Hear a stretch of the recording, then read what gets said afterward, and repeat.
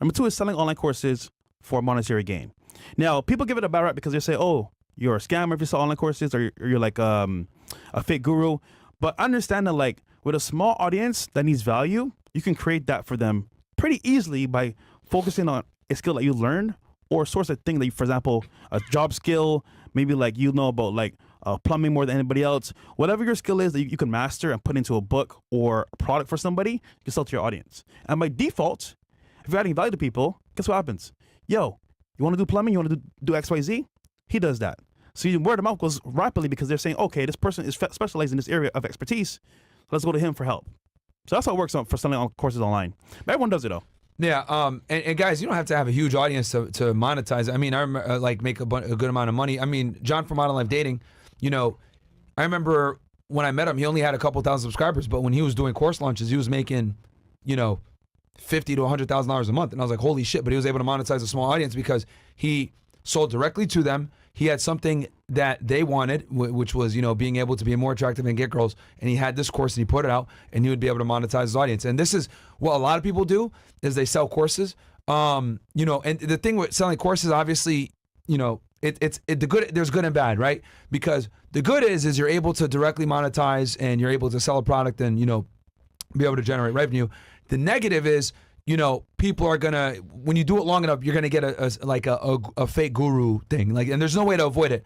If you look at all the people that are the top marketers, whether it's Ty Lopez, Grant Cardone, whatever it may be, people always call them guru scammers. And there's gonna be a YouTube channel, if you want to get big enough, there's gonna be YouTube channels talking shit, saying that you're a fake guru or whatever, and that's kind of what comes with the territory. But if you give your people value, man, like, you know, do what you got to do, but you got to be really good at what you do if you're going to do a course. It's got to be highly specific, and you got to be a damn near a world-renowned expert on it if you're going to do that. Otherwise, why are they going to go to you? They're going to go to other people.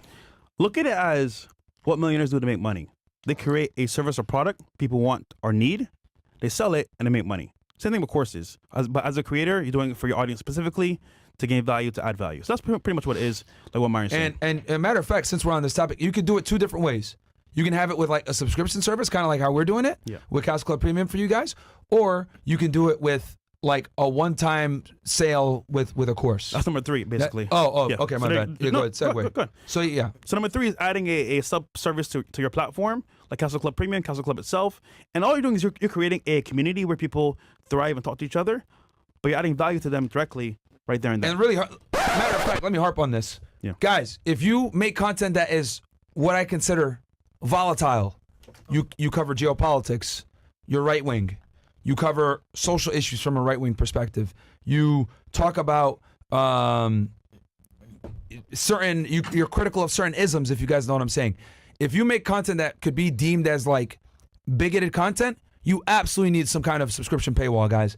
And take it from us, guys, as people that have been demonetized, and we figured out kind of how to monetize, even being like making content that is considered risky or whatever it may be. You definitely want some kind of subscription service with a platform that isn't going to take your shit away.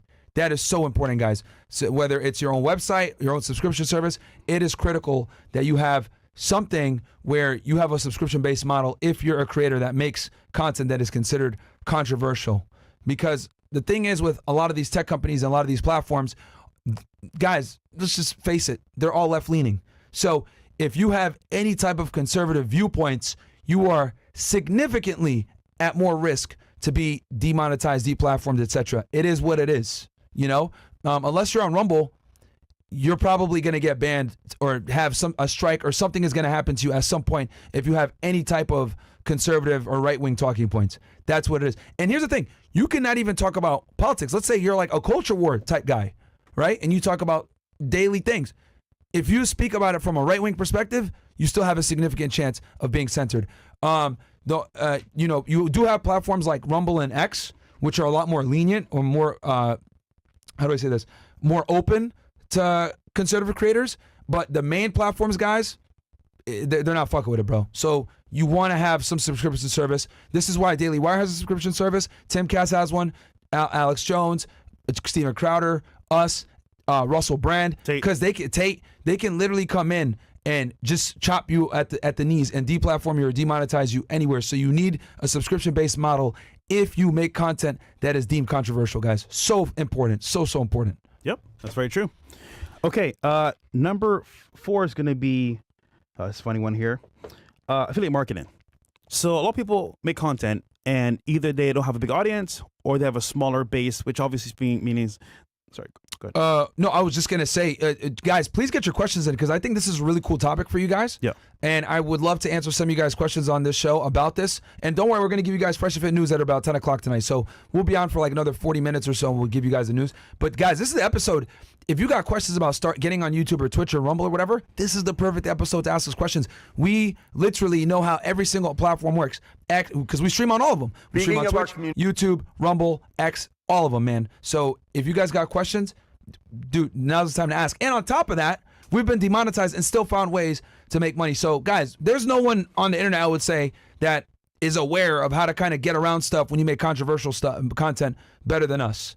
So get your questions in, guys. Go ahead, please. So when it comes to growing your audience, right, people have a smaller base at the very beginning. Obviously, you want to grow your audience as fast as possible, but it's not always going to be your own efforts. It's going to be either a bigger creator or a platform that has a scalable reach for content, which means, for example, clip forming is one way as well.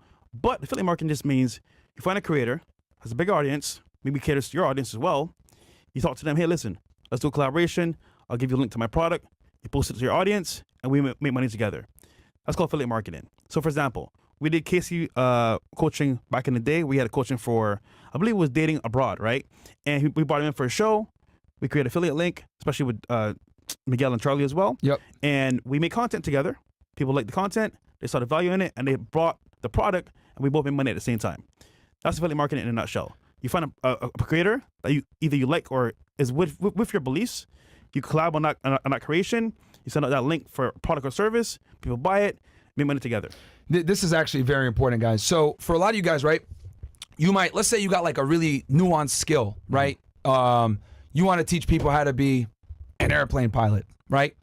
You haven't built your platform up yet. It's a small platform. But you go and collab with another creator that's bigger, right? A way that you can incentivize a collaboration so that you can pitch your course to their audience that's already established is you give them 50-50, you give them 60-40, 70-30, give them a favorable split. So they will go ahead and make money off of you coming on, and they'll platform you because you kill two birds with one stone. One, you get exposure because some people that watch you are going to be like, oh, this guy's interesting. I'm going to sub to this channel.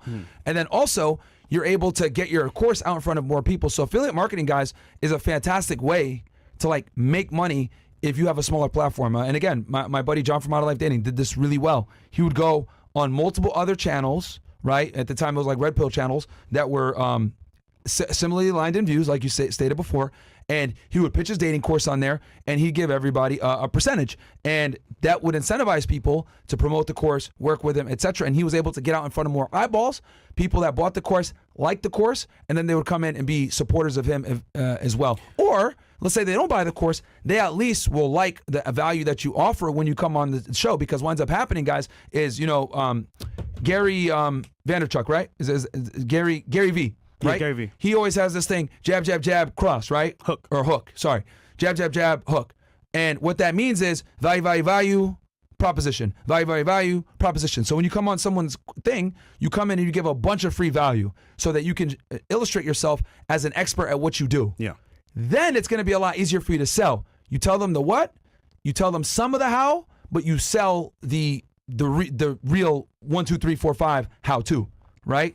So that's what you got to do if you're a smaller channel, smaller creator, etc., and you have a product you want to sell. Affiliate marketing is fucking awesome for you because it lets you promote your stuff in front of a bigger audience while simultaneously helping you build an audience and build authority and credibility. Good point. Actually, you'd be surprised, guys. Yo, like the goddamn video. Some value here. You're only gonna get this nowhere else. Yeah. Like the video. Nope. A lot of creators that are pretty big in the space don't make a lot of money. So if you come to them with a proposition of adding value and money to them directly, they'll be like, you know what? All right, I got a million subs, but no traction for making money. Let's make some money together. You'd be surprised. They got a bunch of subs, but making no money or barely any at all. You can come and add in some real value, small base. Actually, MLD is a good example. He came into the Shout out to him. space. We'll be in Tokyo too, by the way, guys. We're gonna do something with him in Japan Pretty soon. He has like he just built. You're gonna do a Fresh Fit Tokyo edition. He came into the space with a small fan base and added value with affiliate marketing, courses, and advice.